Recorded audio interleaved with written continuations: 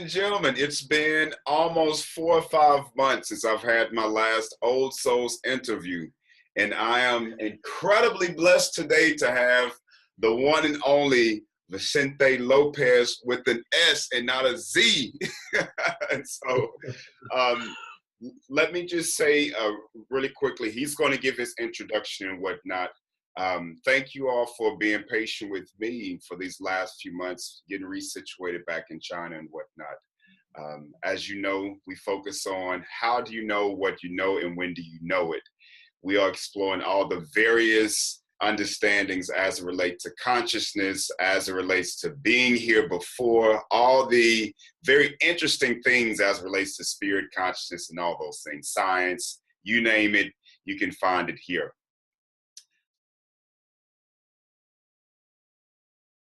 So Vincente, first question, man, is if you can, actually not even a question, if you can just give us a briefing on your background, where you're from, profession, all those nice little things, if you can just introduce yourself to our audience. Well, I'm very happy to be here, and Roderick, thank you very much for hosting this event. We had the pleasure to meet in the conference, important conference we have here in Texas. Yes. I don't know exactly where to start about my life because I have been traveling on a long road. And this started way back in Brazil. As you know, I'm originally from Brazil. Yes. And I am the third children of a family of 4.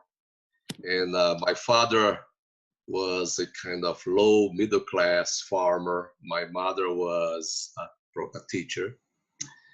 And I actually, growing up in Brazil as a little boy, I had no idea that someday I'll be here talking to you in this alien language. Nice. But you know, it's incredible now when I look back on this long journey. So by the way, I have been living in the United States for almost half of my life. And when I look back of all the events and the decisions that I have made, it seems incredible to me because they seem to be connected. They seem to be leading me to this moment, to this very moment in which I find today. So it has been a long journey, has been a quest, a long quest. And one thing for sure that I know is that the end, there's no end to it. Absolutely. So as we move into this path, those new things open up, new things unfold, and we continue our journey. So this is, the personal details on professional perspective. So I came to the United States, arrived in the United States in December 1982, long time ago, maybe before even you were born. That was exactly 1 year before I was born. Yes. So I arrived here with a very uncertain future because I had applied to a doctoral program at the University of Arizona in Tucson. And one thing that I realized just when I arrived here is that I can speak English very well.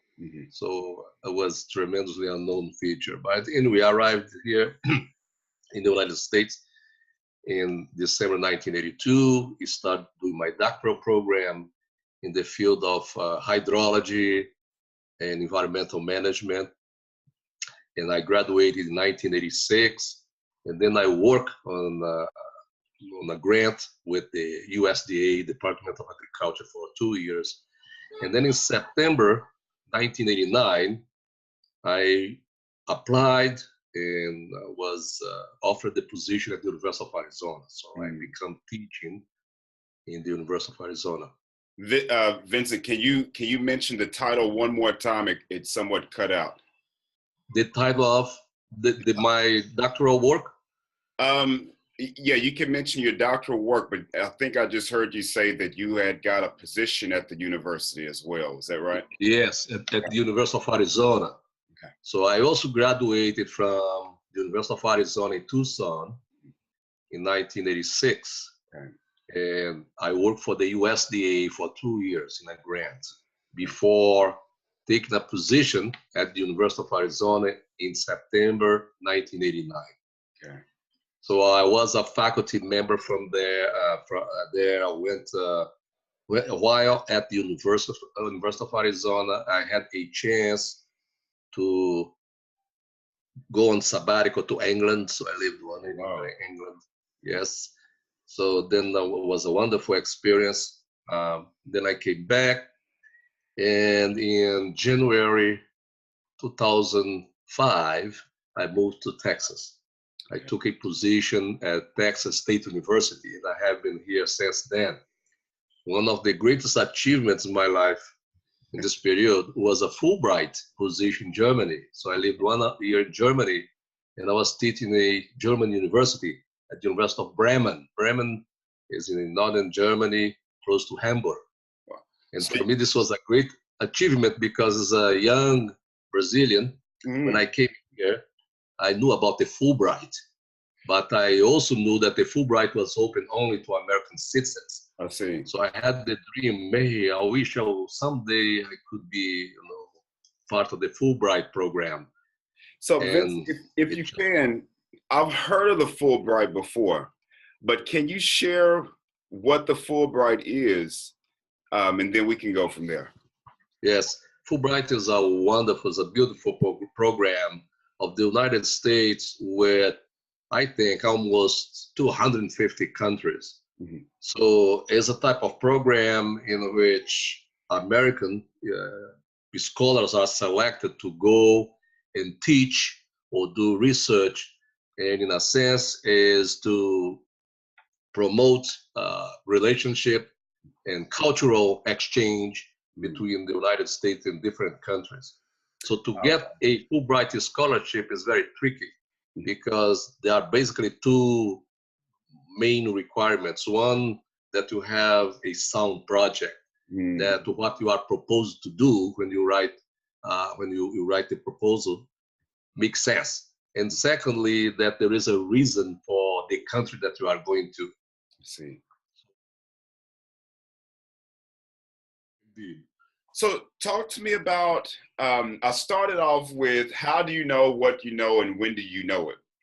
And, I think you get the idea of the question, coming back to the ideas of meditation, coming back to that parts of us that, you said you never knew that you would be at this point in your life, some way that you said that.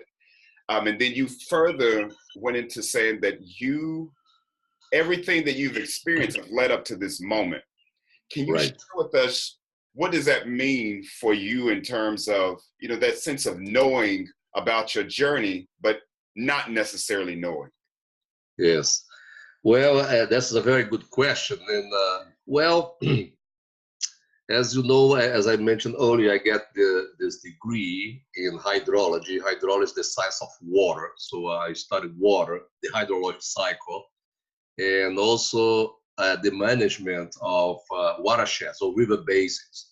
And the purpose of the management is for water conservation, to stop soil erosion and minimize human impacts. So as I said, I got this degree at the University of Arizona in 1989. 1986. In 1989, I started teaching hydrology and environmental sciences. But at that time, I became aware, I started becoming aware of the environmental situation.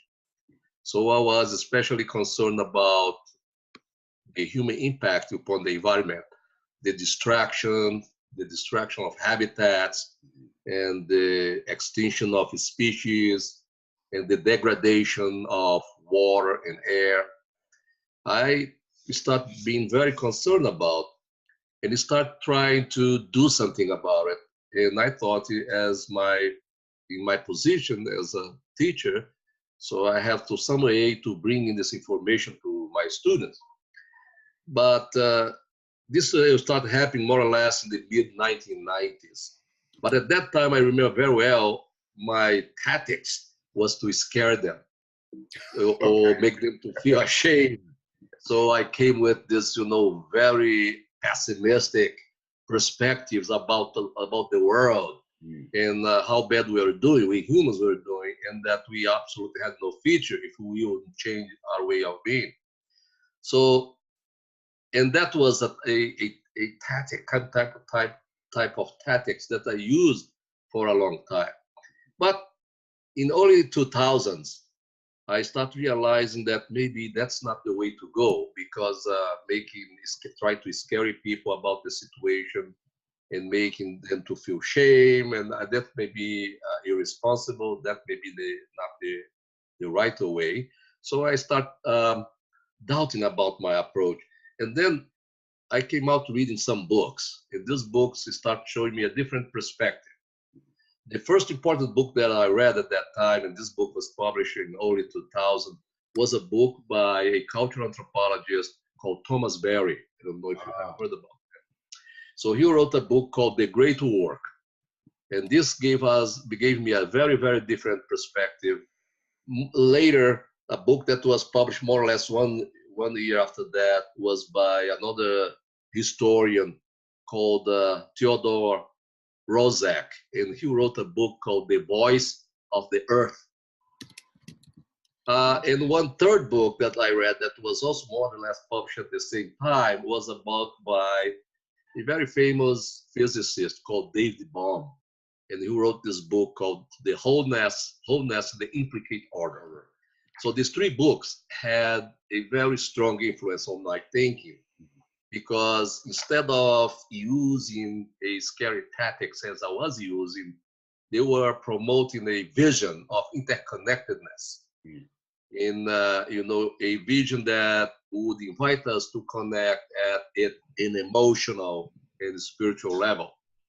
So at that time, I started changing my strategy and try to bring in the environmental situation, the planet, from a different perspective, showing that actually what is happening is because of this illusion of separation, that we are, separated from the rest of the world.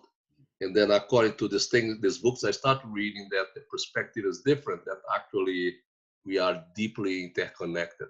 So from the book by Theodore Roszak, I came out to a word that he used, which is eco-psychology. Eco-psychology. Eco-psychology. Oh, this is a word that he, okay. yes. And I start using that word too. And essentially, the difference is because psychology, the entire mainstream psychology in the Western world, approach the human from a perspective of human separation. Like they try to understand the psychological problems and issues, but from a human perspective only. But Roszak said that actually the psyche, the totality of mind that includes the conscious and unconscious aspect, has a great part of it in the world out there. So therefore, if we want to understand human psychology, we have to understand from a perspective of the human in the environment, not human in isolation. So in other words, eco-psychology brings, if you would say, ecology, the environment, to the psychological dimension. So then, I start moving from there, and I start building little by little my own perspective of eco-psychology. So eco-psychology obviously is approached from psychologists, and they are deeply involved in things like ecotherapy. And ecotherapy, the idea is if they have some type of psychological disorder, they assume, the assumption is that alienation, that anger is associated with a separation from nature.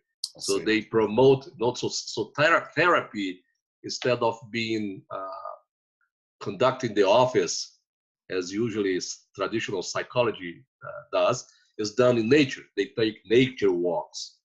And the purpose is to bring the element back into harmony with himself, but in contact with the natural world. So this is the approach from the psychologist. My approach is from an environmental perspective. I'm not a psychologist. So what I want to do then is, my goal is to develop an approach that in some way we restore or reconcile, let's say, the perceived rift between the psyche, the human mind, and the natural world.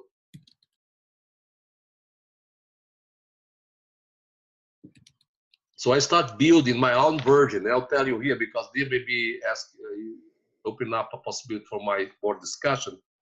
Basically, my version of psychology is based on three important fields of knowledge or practices. One, which has something to do with our meditation that we discussed previously, is called contemplative practices. Contemplative practices. Contemplative. So my eco-psychology is based on contemplative practices. And then there is another branch of psychology that's not well known, but is a branch of psychology in the West called transpersonal psychology. And the third pillar of my version of eco-psychology is the movement. I don't know if you heard about, known as deep ecology. So I can talk a little bit about these three things. Sure. If you are interested. Taking me. So maybe I would say about 5 years ago, I had a student in my class at Texas State University who was from Wimberley. And he was extremely smart and interested in this idea. So we had a lot of discussions on this subject. And I was telling him that I would like to start an institute, some type of institute, eco-psychology institute, nice. In which we could do some community work. And then he said, well, I know somebody that, you should meet. And this person probably would be interested in this idea. So he introduced me to Will, and we start talking. And immediately we start developing a bond. Nice. And I respect Will because Will has, as you know, has a tremendous background. He was a psychotherapist in Houston for more than 30 years. But he also has been trained in tradition, indigenous knowledge and wisdom in shamanism for a long time. And he is now the leader in Wimberley of this group called the Earth Tribe. Yes. So since then, we start collaborating. And as a matter of fact, we are now in the process of developing an online course on what we call engaged ecology. Nice. So, yes. So is this an extension of the Eco Institute? Well, so I put my idea of creating my own institute aside because I found that Will had already all the structure, everything was set up, and he received me with open arms. So I don't know the latest development, but Will just about maybe a month ago announced the newly created Earth Wisdom Academy. Nice. So it's and he is proposing a number of programs and initiatives, and we are collaborating with different local retreat centers and organizations, and we are in the process of developing the framework for this engaged ecology that we intend to offer online, probably fall this year or maybe spring next year. I can think of an example, but one of Thomas Berry's interviews that come to mind is like his approach to planetary thinking and inclusions of not just human laws, but laws for animals, laws for plants, and laws for everything that exists, every sentient being, I guess you can call it. Right. Is that kind of the similar approach that you take whenever you talk about reconciling? How'd you put it? You said, where is it? Reconciling, the perceived rift of that detachment. Is that kind of where the space that you come from? Or yes. Is it like a different approach that you take with that? Well, I think, the greatest contribution that I received from this reading and that has affected me dramatically and changed in many ways my approach to my understanding of the world, of reality, and myself, was what we call the worldview. I didn't realize, and that is one of the problems I think with our Western society, that all the knowledge that we have, that we value so greatly, the knowledge, mainstream knowledge that is provided in our academic institutions, they are based on a mechanistic paradigm. Mm-hmm. This mechanistic paradigm is the understanding of the world as this vast space populated with object things that are separated in themselves. They can interact with each other, but not at an internal level. Mm-hmm. So essentially, they are separate entities. Sure. So the rock is, I can see the rock or a tree, and I approach the tree or the rock as an entity in itself. And this is what some people call as the Cartesian or Newtonian worldview, this mechanistic, atomistic perception of reality that mostly dualistic.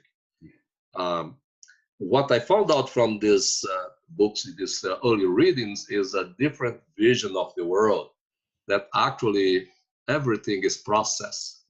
So there is no such a thing as a thing in the universe. So we are events. So the universe itself is a process. So the universe is always becoming in itself, becoming. And so what we perceive like as a thing, like a rock, like a tree, actually is this energy, this process that organizes in itself in a certain form and manifests that form as a tree or a rock or a human being. So in this universe, we are all interconnected because we are essentially a process that is manifested in different ways. So this one, I think this is very dramatic. I was just reading a paper today in which somebody brings very well, because has becoming very common these days, the idea of bringing in, and I'm talking about my field, bringing in traditional indigenous knowledge to help Western science, to integrate with Western science, to develop a form of management that they call co-management or collaborative management. Okay. It's a type of management that is contrary to the traditional management, environmental management approach, which is mostly top-down or technocratic, in which a bunch of experts decide what to do when they are planning to address a specific problem. This collaborative approach is community-based, is more bottom-up, in which the community, the members of the community participate in the process. But anyway, the type of science that they use in this process is still pretty much a mainstream Western science, which is based on this mechanistic worldview. As you know very well, the indigenous worldview is not mechanistic. Actually, there is a lot of similarities of the indigenous worldview with the type of worldview that Thomas Berry, David Bohm, and Rozek they were talking about. This is a process-based. They see the world as a process, a becoming, the entire reality of the universe. So those engaged, those who practice mainstream Western science, thought that perhaps bringing traditional indigenous science and try to integrate them, maybe this collaborative bottom-up approach become more effective. However, then they have not been very successful. And I just read this paper that the difficulties of integrating Western science, mainstream Western science, with traditional ecological environmental knowledge. Do you know what is at the root of this problem? I was asking you the question. What's the root at the problem, or what's the root of the problem? The root of this problem is because this knowledge, this understanding of reality from mainstream Western science, and the understanding that emerged from indigenous science, they emerged from two totally different understanding of reality. Just perhaps some of those challenges, and are the challenges more perhaps ego kinds of challenges as opposed to finding these similarities in the research itself? Does that make sense? Well, I think when you say that Dave Baum found some similarity with the indigenous thinking, is because actually the form of understanding that David Baum had is not the understanding of Western science. So because David Baum, first of all, was not, his understanding of the quantum world of reality was not based on that mechanistic view. So actually he felt the conflict, and when he had a chance to meet the Indians and come into contact with them, so he realized that what he was thinking, his understanding of reality, was the type of understanding that they were communicating to him. So as a matter of fact, he was expressing a form of understanding that is highly compatible with the indigenous thought, with indigenous understanding. So it's not mainstream understanding, because again, David Baum is very much his understanding of reality is based again in this idea of process, of becoming, as opposed to substance, things that exist by themselves. So this, he found tremendous similarity between his understanding of reality with the understanding of indigenous people. Do you know where that came from? I mean, when David Baum, since there was such a compatibility, and it seems like there wasn't much of a fight for his ability to receive that info, receive and to see that overlap. Can you, why was that? Because David Baum, is he German? Was he from Germany? Oh, he's American. Oh, he's American. Oh, okay. Yeah. Sorry. Okay. Yeah. But he lived in England. He lived in Brazil for a while. Was a great thinker, and he was influenced dramatically by an from a Hindu thinker that lived here in the United States called Judo Krishnamurti. I don't know if you heard about Krishnamurti. So in the early ages, the early time of David Baum, he had those videos are available. He had a number of discussions with Krishnamurti. Then you are asking me where this idea of David Baum is coming from, and I have to say that David Baum was heavily influenced by Krishnamurti. And then here we jump to Eastern philosophy, and the Eastern philosophy, Eastern thinking. In some schools of Hinduism, Taoism, and some schools of Buddhism are very compatible with the thinking of indigenous people. I see.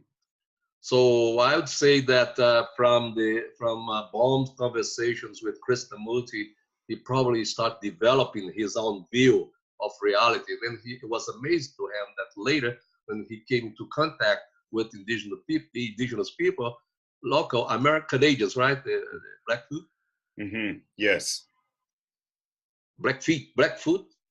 Blackfoot. Blackfoot. Yes. Blackfoot. They are Canadians, I think. So when they they came contact. Yeah, I think they're throughout the Americas, but Americas, in particular, I think he came across was in Canada. Yes. And another aspect, another thing that influenced David Baum deeply when he met the indigenous people was the language, because here's the problem: our thought process in Western world, mainstream Western culture is so based into this mechanistic view of objects and separate things that our language is structured to explain that. It's not very appropriate to describe a worldview that's based on process, because a worldview that's based on process is becoming, so things are more verbs than nouns. Yeah. But our language has always the noun. You can't say verbs, you can't say crying. Makes no sense. You have to say who is crying. Yeah. So at the moment say, I am crying, there is always this dualism. There is one crying. In a becoming world, there is only crying. There is only walking. There is only sleeping. Things like that. If you can, I wanna spend a little time there too, because it wasn't until the class last year that I became more conscious of how many verbs and how many nouns that I actually use. Being an ESL teacher for 2 years, I didn't realize how much of a problem that was here in China, because many of their characters and much of their language, I believe, is not necessarily noun based as well. That it's very descriptive and it's very circular in that sense. I haven't grasped the knowledge or grasped the command of the Chinese language, but the way that I understand it, there is compatibility with like the indigenous thought process, because most of our language is very linear. Yes. And you know, again, when we talk about using the verbs and Yes.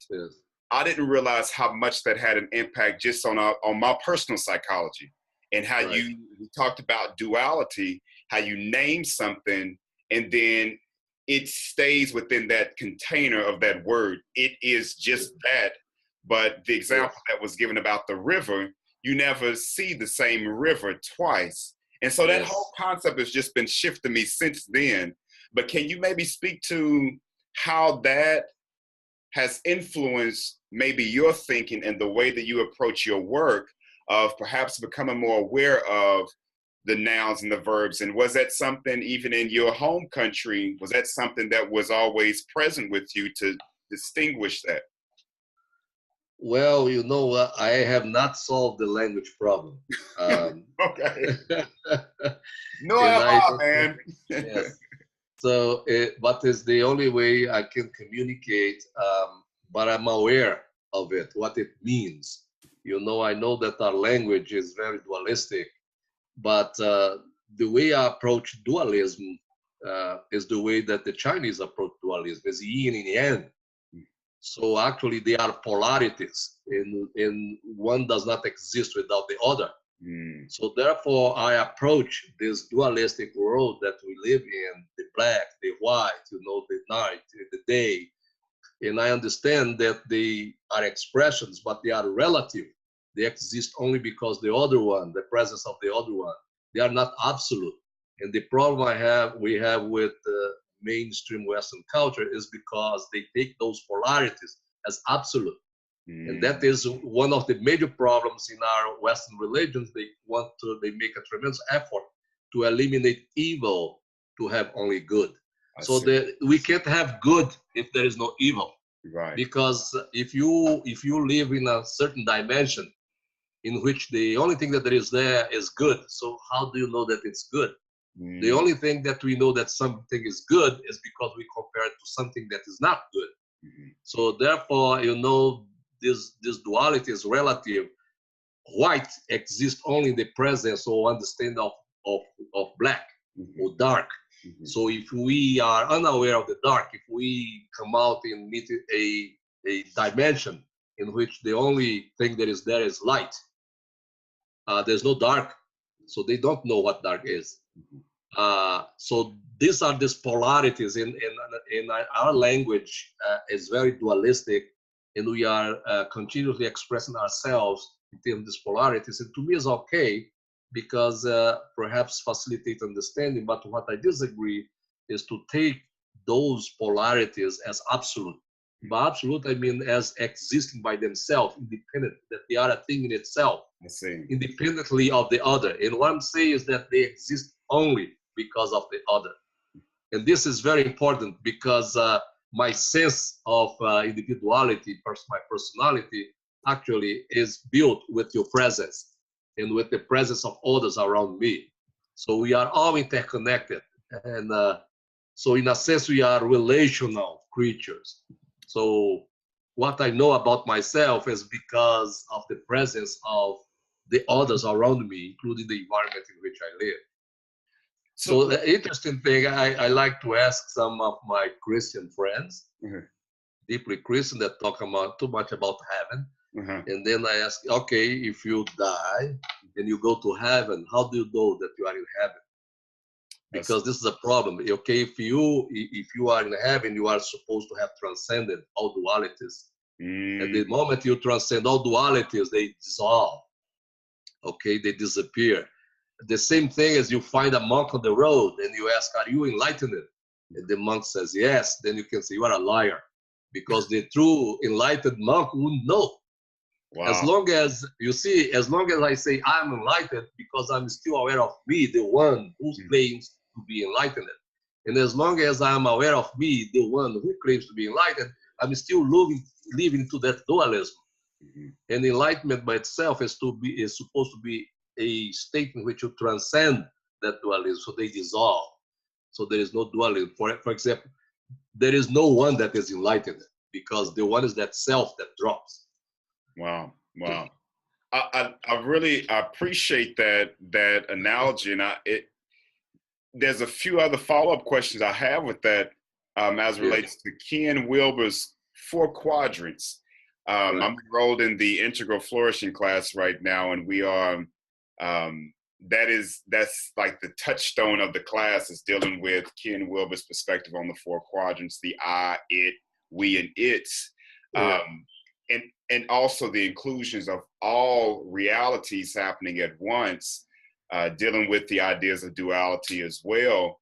I'm curious what your thoughts are about viewing your last statement within the 4 quadrants, the I versus the it and the we and the its.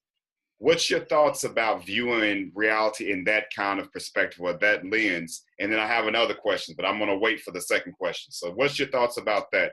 Ken Wilber's philosophies, if you will. Well, I'm just talk very general about. I think I admire Ken Wilber. I think he is extremely intelligent, and I was impressed from the beginning. I don't know if you recall, one of the first books that he wrote was called The Spectrum of Consciousness, which, I know that we're going to maybe talk a little bit about consciousness later, but that book also helped me to create my own view or understanding. Wow. What is consciousness? Although I don't know what consciousness is, but I can share with you what I think, my understanding of it. I think when I think of Ken Wilber with his integral theory and his attempt to bring things together, and he creates a map, I think he starts from an excellent point. The point is that everything that we know, these are maps, these are concepts, these are constructed, these are not reality. It's not reality in itself. These are maps, are not the landscape. So our knowledge, when in the process of acquiring knowledge, what we are doing is building concepts, building theories, which a theory for me is a way of seeing, building maps. So obviously you know that maps have different resolutions. They are very, very poor maps that have very little detail. And if you take that map in a walk, in a place, that you have not been before, you may get lost, because you're going to be finding a lot of things in the walk that are not in the map, and things that are in the map you can't find there in your travel. So, but then, as people acquire more and more experience in their life, they continue putting more and more detail in the map. The map becomes more and more detailed. So in other words, it goes from a poor map to a more detailed map. So a movement towards, let's say, from a from a shallow way of thinking to more building more coherence, become more embracing more and more aspects of the experience. But this is still a map. So the only concern I have with Ken Wilber is because, with this grand theory, is like almost say that's it, and is that not it? That is still a map, because to me, reality is infinitely complex, that humans cannot understand. I can talk about things, but obviously, and maybe later when we talk about consciousness, I maybe make this a little bit more clear, why I don't think that we can ever be able to understand reality in itself. Why is it beyond the human ability to understand? So I think Ken offers an interesting map, but the danger that I feel there is to people start taking the map as the reality in itself. Yes. And I like to play a joke when I talk to my students that we live, most of us in modern world, we live by concepts. Like I ask a student, okay, do you like coffee? And the student say, yeah, I like coffee. And then we start talking and I try to bring him to a point at the end that we both can conclude that actually what he likes or she likes is the idea of drinking coffee, not coffee in itself. So that's the danger with these very complex maps, because people will start taking the map for the reality itself. So it's the concept, but the concept is just a perspective, is a way of seeing, is not the reality in itself. So I think Ken offers a good map, and I don't use his map because my approach to life is, I would say, is more, would be more a Zen Buddhist type. Because if you see a cup, with half of the cup with water, and you ask a person, is this a half full or half empty? And by the answer that the person gives me, I pretty much understand the approach that that person takes to life. If the person says this is half full, so I understand that the person believes that he or she eventually will reach a level of understanding of enlightenment by learning more and more and more and more. So the cup is half full. So we'll keep adding more and more water until he believes or she believes that when the cup is full, he or she has reached that level of understanding that she is looking for. I believe that the cup, when I look at that cup, I say is half empty. Because I believe if you want to come out to an understanding or experience of reality as it is, you have to approach it naked, if you will, free of thoughts. So you have to go there without trying to conceptualize the experience, but just take it as it is, without trying to conceptualize or describe it. Because if you do so, you're going to miss the point. So reality to me is very elusive. It escapes. It's like, try to grasp reality as it is. It's like to try to hold water in your hands. It flows through, through your fingers. So therefore, it's a mistake to try to approach reality from an entirely conceptual perspective, because I think at the end you always miss the point. So one thing more to illustrate this, I'm going to give another metaphor here. It's to be clear that what I'm trying to say here. I see a major difference, for example, between Western thinking and Eastern thinking. And I'll give you a little example here. I am assuming that I'm thinking about a Western school when you have the students and have the master there. And one day the master climbs a mountain, and the followers are all here at the bottom. Master, be careful, don't fall. Master goes, and then at the summit of the mountain, the Western master, is going to see something, and then they are all anxious to know, what did you see, master? What type of experience did you have? So the master say, wait. So he'll come down all the way, and then when he comes down, he said, I need 10 years. Don't tell us, you can't tell us now, no, I need 10 years. Why? Okay, I have to write it carefully, great detail. So then he writes this 500 pages book and then gives to the student, and then assume that when the students read and start very carefully that, they will have the experience or realize what the master realized at the top. The Eastern world is different.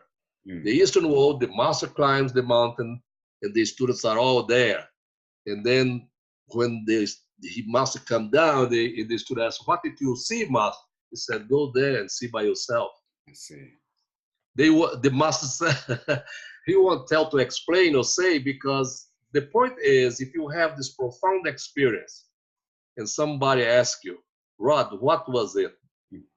If you open, the moment you open the mouth and try to describe it, you already listen it.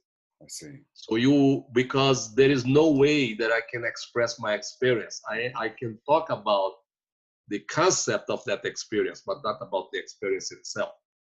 And that's why, in Buddhism and Eastern tradition, enlightenment is a personal process. There is no savior. You are your own savior. So you have to walk yourself. So the role of the Indian, the Eastern mystic is not to hold your hand and try to walk with you, but to point. But you have to do the walk yourself, because the experience is personal. You have to come out to the realization yourself. I cannot tell you what it is. I only can point, but you are the one who have to go by yourself and find out. Vincent, you bring up a really great point about the self-enlightenment, and I really want to speak to that, because I think so many questions that I have, but one of the questions I'd like to start with will somewhat come back to this. One is dealing with ritual, and then maybe I'll start with talking about my experiences as a Christian, and then Yes. some of the overlap with, I think, some of the philosophies of, hey, this is a personal journey. You can't depend or rely on what I tell you from my experiences and cash that to the bank as if that's the only experience or the only reality, because you see something that's appealing, or you see something that maybe is outside of your experience, and you say, I want that experience, and you completely miss that we're coming out of very different kinds of lenses. And Yes. the fact, I know that even dealing with lenses, we're still dealing with duality. I want to segue and bring it back to the idea of rituals, because essentially, at least where I'm viewing right now, and it may take me a little bit more to explain where I'm coming from here, but when I think about rituals to a degree, if we were to look at it in a Western kinds of lens and a very subjective and objective view, rituals can be extremely dual. In the sense Yes. that if this particular tribe or this particular indigenous group says that you have to go through all these different ceremonies to experience ... then I'm still having to follow a sense of duality, because I'm following your lens and I'm following your practices to attain this particular experience. And I say that very mutually, for lack of a better word, because in my, I guess, subjective view, coming from a very scientific perspective, I do believe that there are certain rituals and there are certain laws, what we, in our Christian background, we would say invisible laws, that can't necessarily be explained or seen through a written process, but you Yes. may approach certain experiences. And one of the things I'll use, one of the examples I use, is not necessarily a Christian example, but such as going into the rainforest. Yes. I've heard many people talk about when they go into the rainforest that they experience this sense of consciousness that deserves a certain level of reverence, or a certain level of quietness, or they feel compelled to maybe become more restricted in their actions in a way that's unusual to them. And I know that I can speak for some of my own personal experiences. And again, this is coming from a subjective kind of point. But part of my spiritual practice is I do go into different lands, or I do go into different regions, and I do have prayer ceremonies, or what have you, what we call intercessory prayer. And it's a part of my connection with the environment itself, and just kind of downloading information, if you will. But in my process, I believe that there is a sense of like protocol, that I don't Yes. just go into a land, or I don't just go into a tribe because I just want to do it. But for me, there is an intuitive process and a protocol that I follow before I go into doing certain things. So I'm curious of, like, what's your thoughts, especially coming from South America and being around an incredible landscape of greenery and of forests and of indigenous people and all of that.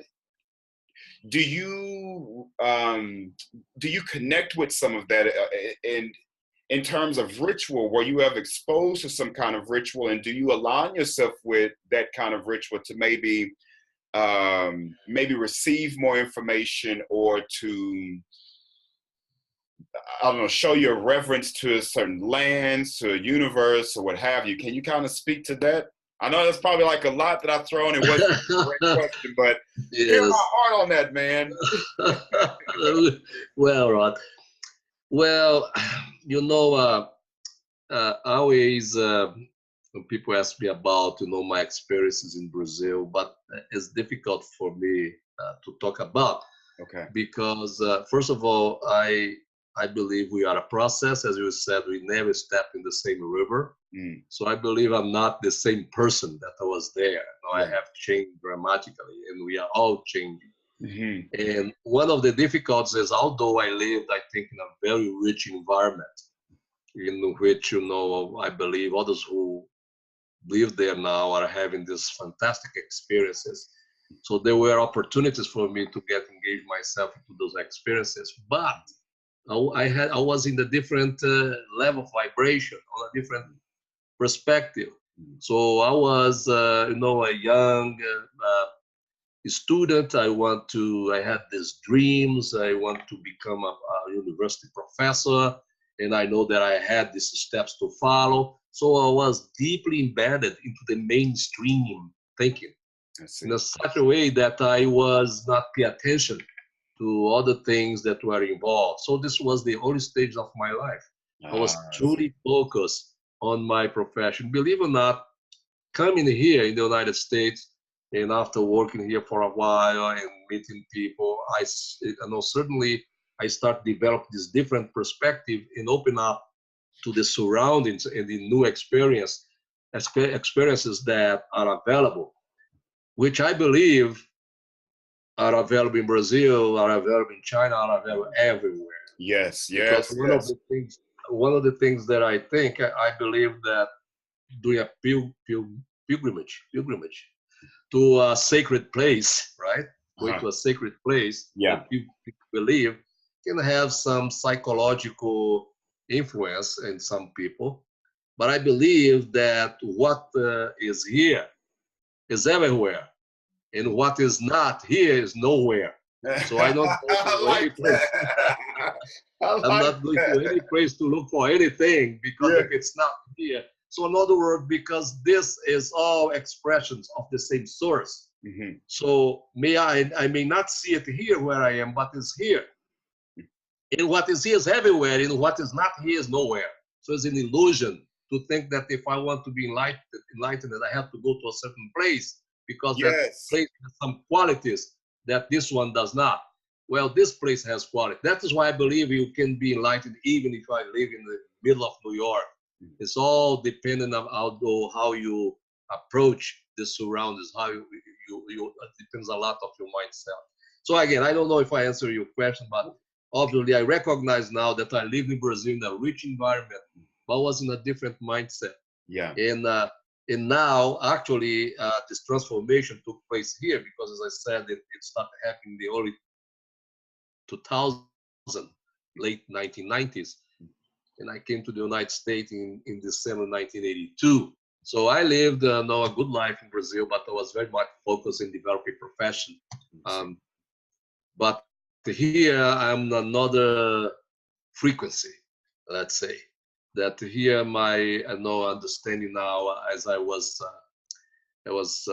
thinking another day, that you can look at your life as the cycles of the day. There is the early morning of your life. There is midday, late afternoon, and evening. Mm-hmm. And each of this phase of the day, you are come out into contact with different energies. and different perspectives. And to me is okay, because what you are supposed to do is to fully embrace and live within that particular time of the day of your life. But I think one of the reasons for suffering, we already mentioned a little bit suffering today, is because everything is processed, everything moves. As people move to other phase of their lives, like say, I find somebody in the late afternoon, they are still trying to perform and do the things that they used to do in the morning. I love that, Vincent. I love that analogy. That's good. And I tell you, to me, you know, yes, to me, that's good to me. I'm sorry, impossible. Go ahead. Yes. So to me, you know, you fully embrace to be mindful where you are. And I had beautiful time. I'm not blaming my past because what I'm doing today, I say that I'm in the late afternoon of my life. And what I'm doing today is to find the energies and the forces that characterize this dimension and fully embrace them. And whatever was in my morning, early morning and early afternoon, those are gone. Yeah. Okay. I'm now in this phase. And here's the moment, is the now. And here's where I should be. And if I'm here and embrace the opportunities and things that are unfolding at this moment in the stage of my life, I'm happy. That's good. That's okay. Good. But people don't want, this is what I think Buddha said, one of the reasons for suffering is attachment. And attachment is the inability of letting go. Let it go. Okay, you are moving. And I tell you what, if we look from this perspective, there's no difference. They are equally beautiful. Of course, if you compare, you know, like how athletic I was when I was young, I'm not. But because I'm not performing as a young man does not mean that I'm less or unhappy, because there are other qualities that are expressing themselves at this stage of my life that I should embrace. So the tragedy here is those who never leave the morning can't see the beauty of the late afternoon. And then they are trapped in this tremendous suffering and confusion because they cannot embrace the morning, what was open and available in the early morning, because that's gone. And the tragedy has all the beauty and the good qualities of the late afternoon that are available, they can see them. Man, I think that's probably one of the most beautiful analogies that I've heard, man. Very beautiful. I love that. I want to speak to something you said earlier, and then maybe we'll get a few more minutes, man. This hour just zips by.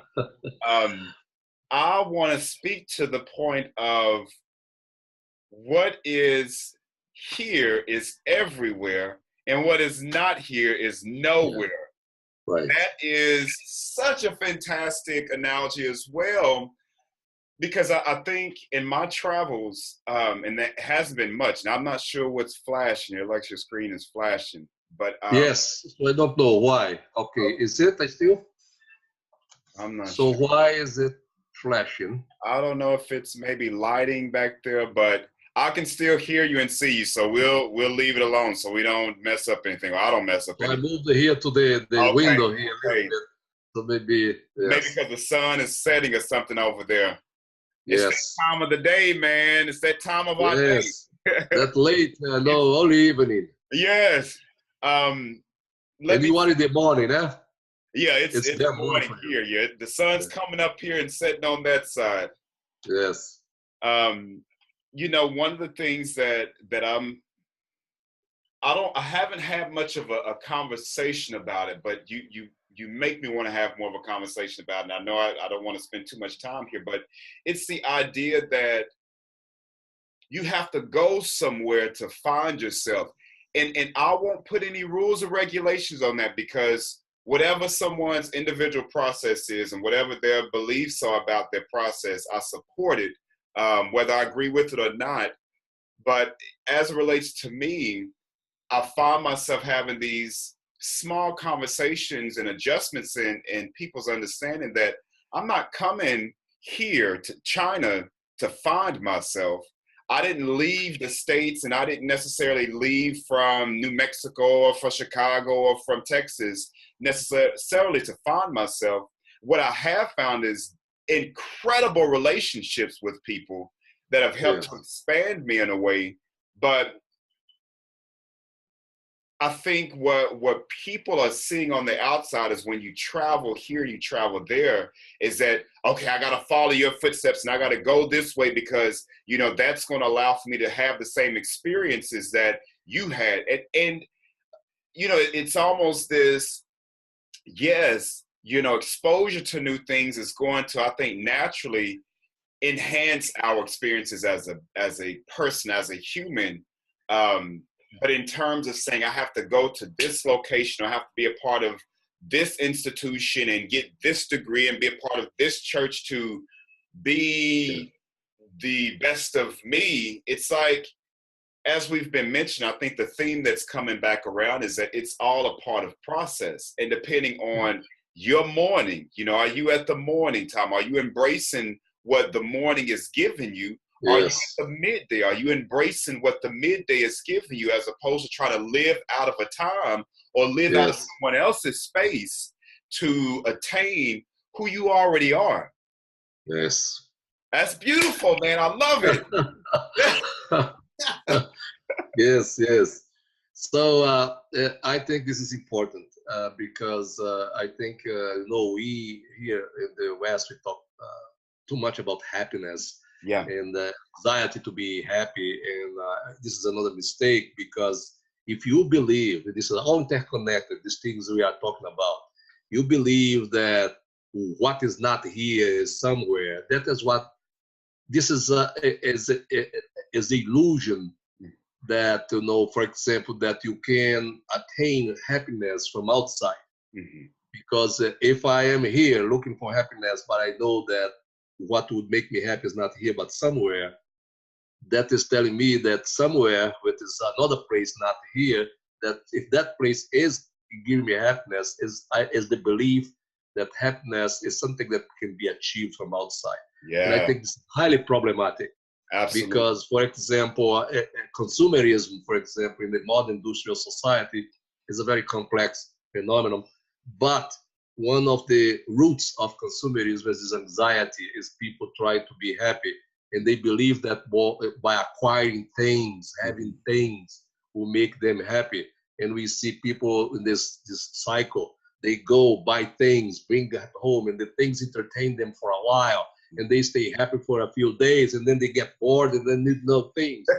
So, when you know, but when actually the true happiness, lasting happiness, has to be achieved from within. Okay.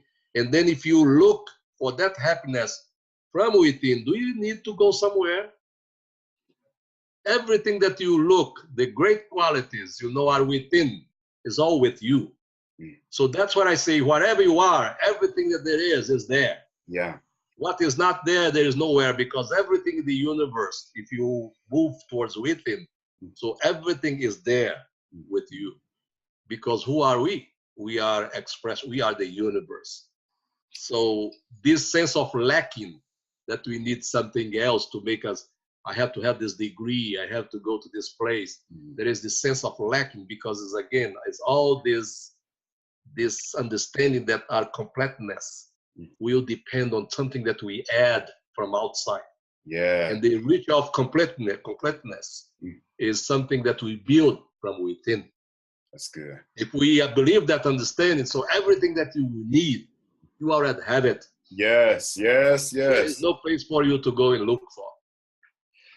You know, Vincent, two things that come up. One is that I find it very interesting as you talk about the different vibrations and the different frequency that you're in. Since you've left South America, you've come to the States. You know, I find it very interesting that you talk about, you had this sense of awareness, of this, I'm going to say awakening. That may not be the best word to describe your experiences, but it seemed like you had this sense of awakening when you shifted physically to the United States. You began to make different kinds of connections. And I'm going to directly and indirectly relate that to, you know, when I think about the conference that we were in last year, being in the United States, and often from an academic conversation, we talk about this Western ideology.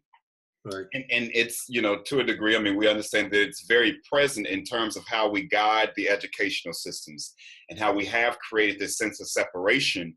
But the pun and the, I guess, dichotomy behind it all is that when we think about the indigenous lifestyle that originated out of the Americas prior to this Western ideology that is now governing the country, it's such a almost paradoxical kind of situation, because when we go and we learn of traditional indigenous ways and the Native American ways, and I'm not necessarily subscribing to it's the supreme and only way to think, but I do find it very interesting that, again, as we talk about it's already been within, if we want to talk about it from a metaphorical kind of landscape perspective, and I guess this can be said about every place, everything that we go out to look for in Eastern, you know, religions, or to go and have these other kinds of mystical experiences,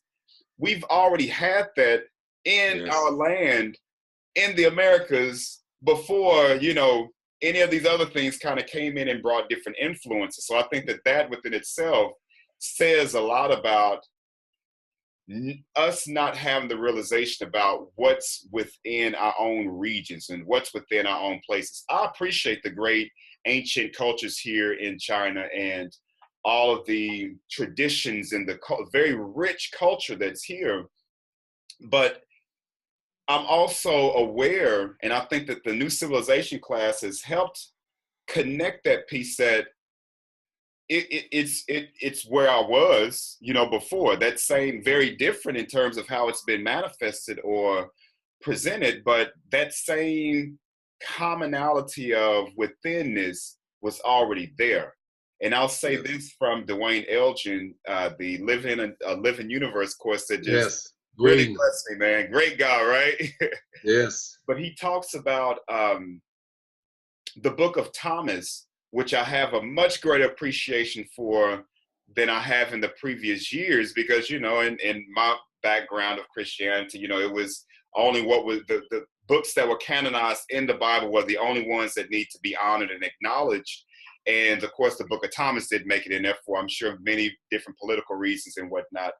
But the slight shift in understanding, as you know, in the Gospels, where Christ would say that the kingdom of God is within your hearts, it's within. It was a constant theme that was preached, if you will, throughout the Gospels. But the Book of Thomas takes it in a very different kind of way, but not so different. He talks about the kingdom of God being in everything, in the flowers, in the plants, and in, you know, in life itself around us as well. That there is no this vertical kind of situation, but it's here and everywhere. And that's what I gathered from at least Dwayne's interpretation. And that slight little difference, man, that slight addition helped to just correct some of my previous views about even how Christianity has, you know, has been a great contributor in, I think, some of that dualistic approach, separation from nature and separation from creation and universe and those kinds of things. So I want to end it there with my comments. We could go on and on and on, man. We definitely have to do another interview. But I want to give you the platform, Vincent, and say, is there any last words that you would like to share, and any last thoughts that you would like to share? Well, I don't know what to say. I didn't have a script here. I just enjoyed the conversation we had. Absolutely. And certainly after this, I'm already different because you contributed. Yes, so I want to thank you very much for this opportunity. And, you know, it was very nice to meet you here when we visited. And who knows, we're going to meet again. Absolutely. And who knows, in 1 year or two, if you want to do it again, we talk again, because I know we'll be different. Yes. We'll be in another wave, you know, in another frequency. Yes, Well, indeed. one thing I could say, because again, when I talk to people, there's always about this effort to compare my life here with my life in Brazil. Even people have asked me questions like, Vince, are you American or Brazilian? And that question does not make sense to me, because if I'm pushing, I have to say something, I like to say I'm Earth citizen. Ah, that's good. Because like you know, I learned so much here. The opportunity to come and live in a different culture, which everything was new. The language was alien to me, though the culture totally different. So enriched my life dramatically. But again, let's go back to what we said before, earlier, that what is here is everywhere, what is not here is nowhere. So obviously here I evolved. And there is no reason that the environment in which I found myself here helped me to evolve. But I want to say that the evolution happened essentially from within. That it's just that, you know, in my life, I moved to these different stages, and I was able to see things here that I was not able to see in Brazil. That is to say that perhaps if I never had been here and I was there, perhaps I could also, you know, be reaching this level, because this level, although there's some influence from outside, but this level is essentially a movement from within. So that's it. I like that. The movement within, man. That's from within. Yes. Yes, man.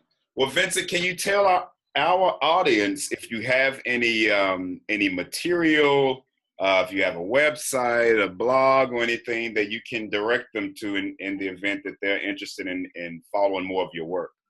Right. I'm developing a website, and the problem is I'm still not sure about what I put it there. I have been modifying. I didn't publish it because, you know, I write something and then I look at it, don't like, and I change, you know, but then I change again. So very unsure. But what I'm going to do is give my email, and somebody wants to contact me by email, you know, I'll be pleased to exchange some ideas and maybe clarify some of the things we discussed here today. So my email is Lopes at txstate, one word, txstate.edu. Okay. All right. I'll be sure to add it once I upload the video. I'll be sure to add your email as well so people can access it. Once again, ladies and gentlemen, thank you for being a part of the OldSoulz. We are definitely going to plan another interview with Vince Lopes, and I hope you had a great time just listening to the wealth of information and wisdom that he has to share. And we'll see you soon. All right. So you stay. Yes, sir. Thank you. Thank you. Yes. All right. Old soul.